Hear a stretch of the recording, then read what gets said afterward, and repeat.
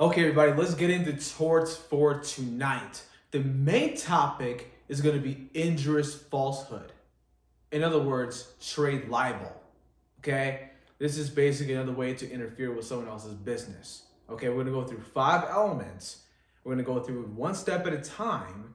And remember, in a situation like injurious falsehood, trade libel, this is more multiple choice.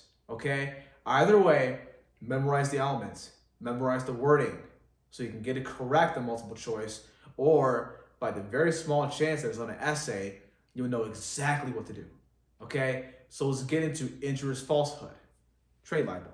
Okay? So injurious falsehood, trade libel, in other words, element number 1 is when the defendant makes a false statement calculated to cause damage to the interest of the plaintiff.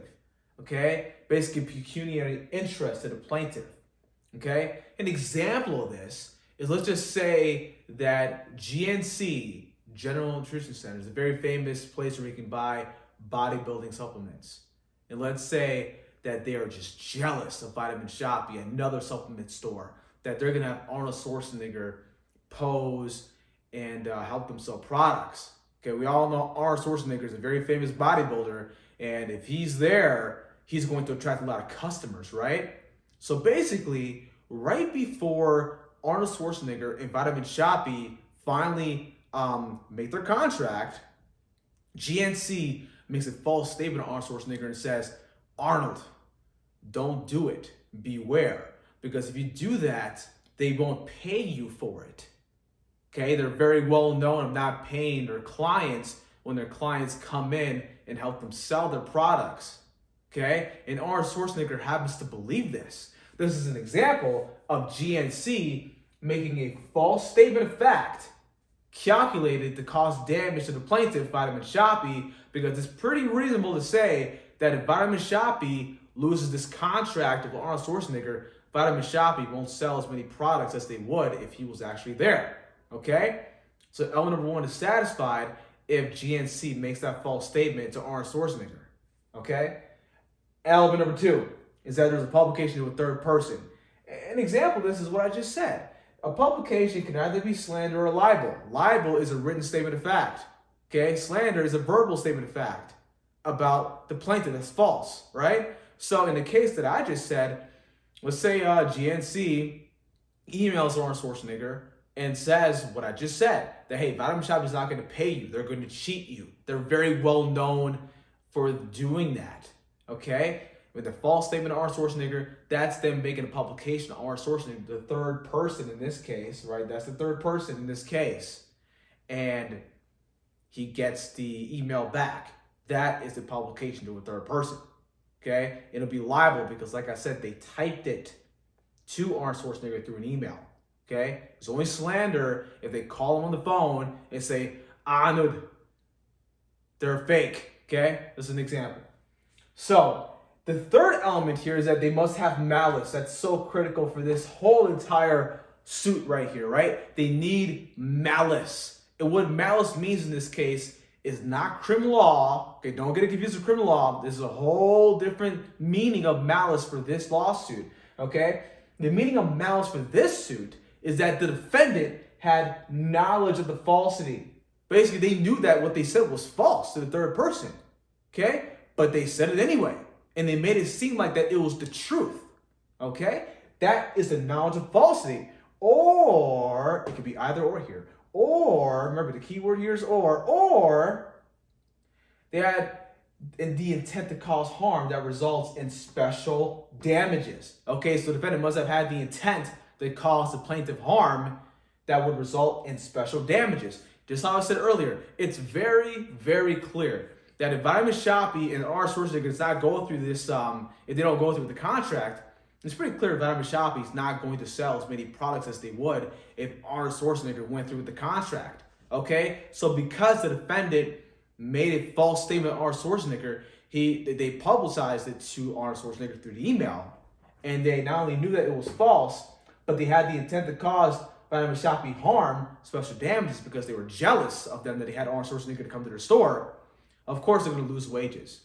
Okay? That's what special damages really are. I'm sure most of you know that. So special damages is loss of wages. Okay? They're going to lose a lot of sales and a lot of money because they missed out on having the Terminator, Arnold Schwarzenegger, come to their shop to help them sell products to customers. Okay? Because he'll be a big attraction to their store. So lastly, this element is, I made it black because it was blending in with the red marker. So this is pretty straightforward. Okay, this is how I said. Element number 4 is that there was an actual breach or disruption of the contractual relationship. In this case, in our case, between GNC, Arnold, and Vitamin Shoppe, GNC is making an actual disruption of the contract that Arnold has with Vitamin Shoppe. Basically, Arnold's not going to go through with the contract anymore because he doesn't believe that he's going to get paid because of the false statement that Vitamin Shoppe published to him. So basically, because of Arnold's false statement, Arnold says, Vitamin Shoppe, we're done. I'm not signing the contract. I'm not showing up. It's over. I'm going to help somebody else in this case. That's basically a breach of contract and also a disruption of the contractual relationship that Arnold has with Vitamin Shoppe. Okay? That's element number 4. Lastly, which this is the easiest element of them all, is that the plaintiff suffered damages. Okay, as we said, special damages is probably the best situation for this. Okay, not only is that in our third element right here, as you can see, but it's also, I think, one of the only elements that can be solved for this situation because, again, the plaintiff is losing wages because, again, they're losing a contractual relationship with somebody else. Okay, so it could be between Vitamin Shoppe and Arnold. It can be between, it can be a variety of contracts, basically. It doesn't have to be a specific contract. It can be any contractual relationship, okay? Even if T-Mobile happens to lose customers because Verizon happens to make false statements to its customers, that could be a lawsuit for this right here, for injurious falsehood. Because not only is Verizon making a false statement that's calculated to disrupt the contract with the plaintiff, T-Mobile, but like I said, they made a publication to a third party, to a third person, to T-Mobile's customers that, hey, they're a bad company. Don't go to them. They will say they give you 5G network. However, it'll be 3G network. That's an example of not only a false statement calculated to hurt the plaintiff, but it's also a publication to a third person, the customers of T-Mobile, and also Verizon had malice. They knew that it was false. Check, or they had intentional harm towards T-Mobile that would result in special damages. And it's pretty clear that once T-Mobile loses their customers and their customers flock to Verizon, AT&T, whatever, they're going to lose wages. Okay, T-Mobile's stocks will boom go down. Okay, so that's an example of malice here. And lastly, of course, there's an actual breach or disruption of a contractual relationship between T-Mobile and T-Mobile's customers. And like I said earlier, between Arnold Schwarzenegger and Vitamin Shoppe, because T-Mobile is losing customers. They're going to break their contract and go somewhere else for that 5G network. And also, the disruption of the contractual relationship between T-Mobile and the customers has occurred because they don't want to give T-Mobile any money anymore because, look, they're going to cancel their membership or cancel all their services, with T-Mobile, and they're going to go somewhere else to get the 5G network, not the 3G network that Verizon told them about, which was a lie. And lastly, of course, the plaintiff's going to suffer damages, as I said, because not only will T-Mobile lose special damages because they're going to lose wages because the customers are leaving for a different phone company, but also, my other example, Vitamin Shoppe is going to lose wages, special damages more specifically, because they're not going to be able to sell as many products as they would if Arnold Schwarzenegger went through with that contract. Okay? So this is basically what injurious falsehood is. In other words, trade libel. Remember, these are synonyms, okay? Injurious falsehood, trade libel, synonyms, okay? So know both. Trade libel is just slang for injurious falsehood. Injurious falsehood, trade libel. Like I said, they're synonyms.